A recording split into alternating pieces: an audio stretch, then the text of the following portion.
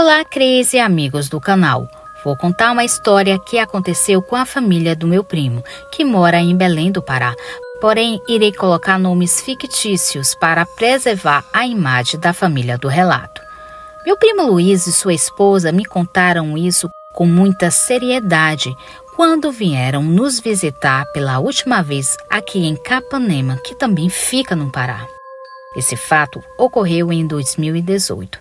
Na época, seus filhos eram ainda crianças, a Júlia, de 7, e Lucas, de 9. Era uma noite de quaresma, especialmente na Quinta-feira Santa. A família Oliveira resolveu visitar parentes e amigos na sua cidade natal, localizada no interior do Pará, aproveitando a folga do feriado para fazer essa viagem. Meu primo tinha um Fiat Uno na época, aqueles antigos, mas bem conservados. Eles viajaram pela rodovia PA-150, que corta a imensidão da floresta amazônica no Pará. Luiz, Beatriz e seus 2 filhos estavam cansados após um longo dia de viagem desde Belém. No início da noite, eles pararam em um posto de gasolina e ao lado tinha um restaurante self-service e que ficava próximo à cidade de Goianésia, no Pará. Luiz resolveu parar e esticar um pouco as pernas, enquanto sua família tomava banho. E em seguida todos foram jantar para que em seguida continuassem a viagem. Mas precisavam ser rápidos, porque havia ainda muita estrada até chegar ao destino final. Ao sentarem à mesa de jantar, eles perceberam que uma velhinha estranha ficou olhando para sua família. E eles ficaram se perguntando o porquê aquela senhora tão idosa estava fazendo sozinha ali e por que ela estava os observando tanto. A filha mais nova, Júlia, foi até ela e deu uma moeda que tinha em sua bolsa. Aquela senhora tinha uma expressão cansada e sofrida. O casal e o irmão Lucas também chegaram próximo à idosa e disse para Júlia que fosse para o carro, pois eles já iriam retornar para a viagem. Foi nesse momento que a idosa falou com uma voz cansada pela idade e disse as seguintes palavras: "Gostaria de agradecer a essa mocinha pela caridade que me fez.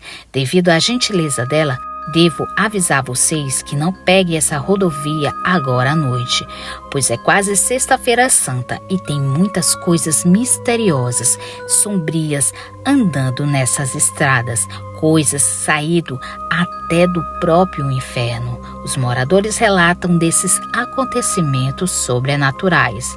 Acho melhor vocês irem para um motel, pois vocês estarão seguros lá essa noite." Luiz ficou meio desconfiado daquela senhora. Ele pensou que ela poderia estar planejando alguma emboscada para sua família. Luiz então respondeu: "Senhora, obrigada pelo aviso. Vamos parar no próximo hotel e muito obrigada." Beatriz ficou assustada com as palavras daquela idosa. Luiz pegou as crianças pelos braços e mandou entrar no carro rapidamente. Beatriz sentiu um calafrio e ficou se tremendo, lembrando das palavras daquela velha senhora. E as crianças também ficaram curiosas com o que estava acontecendo. A família começou a pensar em teorias malucas que ligassem aquela idosa com as histórias que a mesma contou. Mas com o tempo todos ficaram quietos dentro do carro e as crianças cochilaram. Era por volta de meia-noite da quinta para a sexta, quando tudo aquilo aconteceu. A escuridão era quase palpável. A única luz que tinha era dos faróis do carro, que iluminavam a estrada deserta e vazia. O GPS indicava que ainda faltava horas para chegarem ao seu destino, a pequena cidade de São Félix do Xingu. Luiz já estava bem cansado de dirigir, porém precisava continuar. De repente, Lucas acordou. Ele olhou pela janela e gritou: "Pai, pai, olhe!" Luiz olhou para o lado oposto e viu uma procissão de velas acesas ao longe e ficaram em silêncio diante daquela cena macabra e lembraram do aviso da senhora do restaurante. À medida que se aproximavam, perceberam que eram figuras encapuzadas, vestidas com túnicas brancas e com velas brancas nas mãos, e caminhavam em uma fileira indiana pela estrada. A família começou a ficar muito assustada com aquela visão, mas Luiz controlou e pediu para que todos se acalmassem.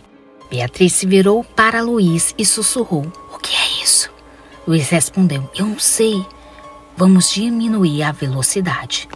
À medida que passavam pela procissão, notaram que as figuras não tinham rostos, eram sombras vivas, com seus olhos que brilhavam como lanternas no escuro, e perceberam que aquelas criaturas não caminhavam.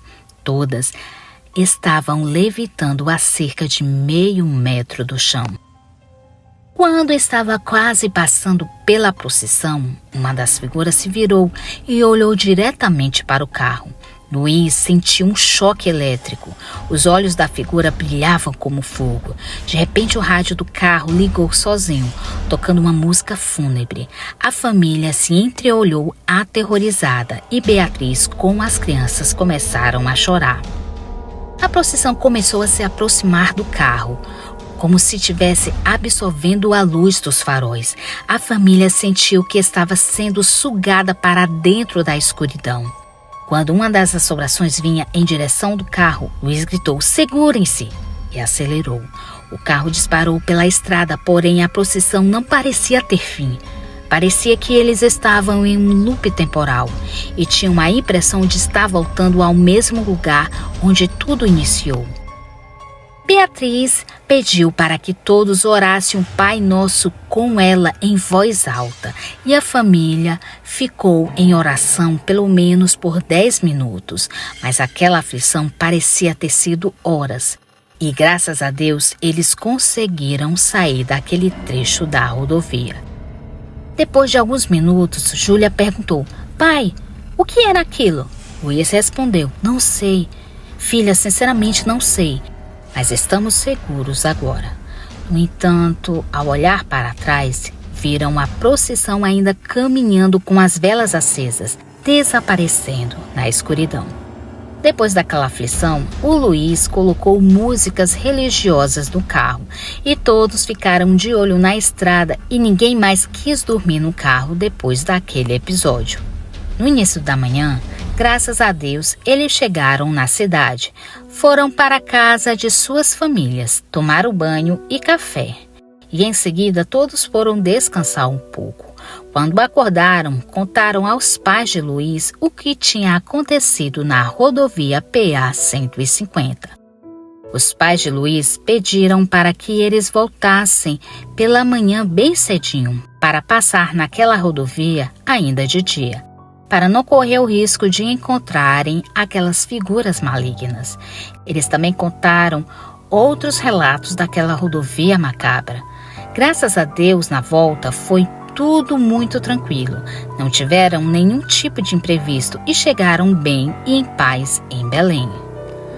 4 anos depois, Lucas recebeu uma estranha mensagem anônima. A procissão das almas ainda espera por vocês na estrada do Pará.